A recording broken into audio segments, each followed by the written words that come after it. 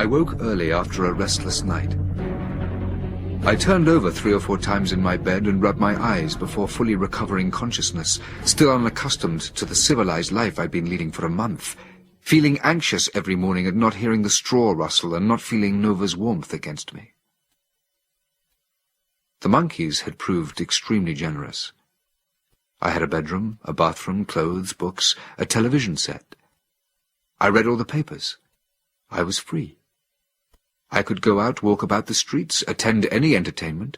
My presence in a public place still provoked considerable interest, but the emotion of the first few days had started to die down. Cornelius was now the scientific head of the institute. Zaius had been dismissed. He had been given another post, however, and a new decoration. Zira had become Cornelius's assistant. As for me, I took part in the scientist's research work no longer as a guinea pig, but as a collaborator. With Cornelius's permission, I have embarked on a study of the men. I should like to teach them to talk. This is my great ambition. I have not succeeded, I admit. It is only with the utmost difficulty that some of them manage to repeat a monosyllabic sound or two. It is not much, but I am persevering. What encourages me is the new insistence with which their eyes try to meet mine, eyes which for some time have seemed to be gradually changing in expression, and in which I fancy I can see a suggestion of the curiosity of a superior substance peering through the animal perplexity. I move slowly round the room, stopping in front of each of the captives. I speak to them gently, with patience. They seem to listen. I go on for several minutes, then give up speaking in whole sentences and pronounce a few simple words, repeating them over and over again, hoping for an echo. One of them clumsily articulates a syllable, but this is as far as he will go today. The subject soon gets tired, abandons the superhuman task, and lies down on the floor as though after some exhausting effort. I sigh and pass on to the next one. I finally come to the cage in which Nova is vegetating in solitary sadness. I often think of Nova. I cannot forget the hours I spent in her company. But I have never again entered her cage. Human self-respect forbids me. Is she not an animal?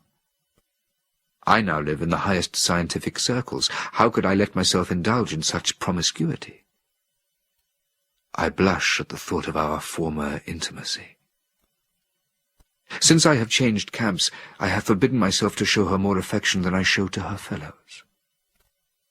I utter her name, then my own, pointing my finger alternately at her and myself. She imitates the gesture. But I see her expression change all of a sudden, and she bares her teeth as I hear a gentle chuckle behind me. It is Zira, accompanied by Cornelius, who laughs without unkindness at my efforts, and Zira's presence always incites Nova to anger.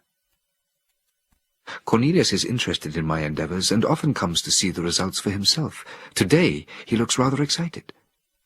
"Would you like to go on a little trip with me, Ulysse?" "A trip?" "Quite a long one, almost to the Antipodes. Some archaeologists have discovered some extremely curious ruins out there." We set off a week later.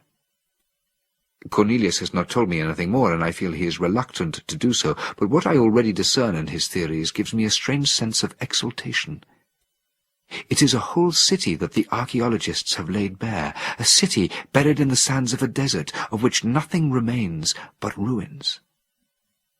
Something existed before this present era. But what? After a month of feverish investigation, we are disappointed. For it seems that this prehistoric city itself was not so different from those of the present day. We have discovered remnants of houses, traces of factories, vestiges showing that these forebears possessed motor cars and aeroplanes, just like the monkeys of the day. These show that the origins of mind can be traced far back into the past. This morning, Cornelius has gone ahead of me to the spot where the workmen have laid bare a house, with thick walls made of a sort of reinforced concrete which seems better preserved than the rest. I am still idling outside the tent which I share with Cornelius. He is in the trench with the workmen. He often takes a hand in the digging for fear they might do something silly and an interesting object escape them. Here he is, emerging from the hole, holding in his hand a small object, which I cannot make out. Ulysse! Ulysse! Whatever is it? A doll, Ulysse! A doll! It is a doll, an ordinary china doll. By a miracle it has been preserved, almost intact, with vestiges of hair and eyes, which still reveal a few chips of colour. It takes me several seconds to realize. Then I've got it.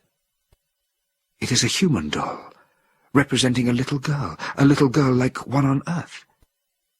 This doll is clothed like a doll at home. The remnants of a frock, a blouse, a skirt, and knickers can still be clearly seen, dressed with the taste which a little girl on earth might show in adorning her favourite doll, with the care that a little she-monkey on Soror would take to clothe her monkey doll, the care which she would never show to dress up an animal figure like the human figure. And this is not all. In putting it down, Cornelius happened to press the mechanism which has been preserved intact. It uttered one word. Papa. The doll talks. Papa. The little human doll repeats as Cornelius picks it up and turns it round and round in his nimble hands. Cornelius remains wrapped in thought for the rest of the day. I have the impression he is now frightened of pursuing his research and is regretting his semi-revelations. Now that his excitement has abated, he is sorry that I should have witnessed his discovery. On the very next day I am given proof that he regrets having brought me here with him. After a night's reflection he informs me, avoiding my eyes, that he has decided to send me back to the Institute, where I shall be able to continue with more important work than in these ruins. My seat on the aircraft is booked. I shall be leaving in 24 hours. I spent the month following my return in bed, suffering from an infection I had probably picked up on the site, and which assumed the form of violent bouts of fever similar to malaria. I was not in pain, but my brain was on fire and could not stop turning over in my head the elements of the fearful truth that I had glimpsed. There was no more doubt in my mind that a human era had preceded the simian age on the planet Soror, and this conviction gave me a sort of intoxication. On second thoughts, however, I'm not sure if I ought to feel proud of this discovery or be profoundly humiliated by it. My self-respect notes with satisfaction that monkeys have invented nothing, that they are mere imitators. My humiliation derives from the fact that a human civilization could have been so easily assimilated by monkeys. How could this have happened? In my delirium, I could not keep my mind off the problem. True, we civilized folk have known for a long time that we are mortal, but such a complete disappearance makes the senses reel. A sudden disaster, a cataclysm, or else the slow decline of the one and the progressive ascent of the other? I am inclined to the latter hypothesis, and I find it extremely indicative of this evolution in the monkey's present-day conditions and preoccupations.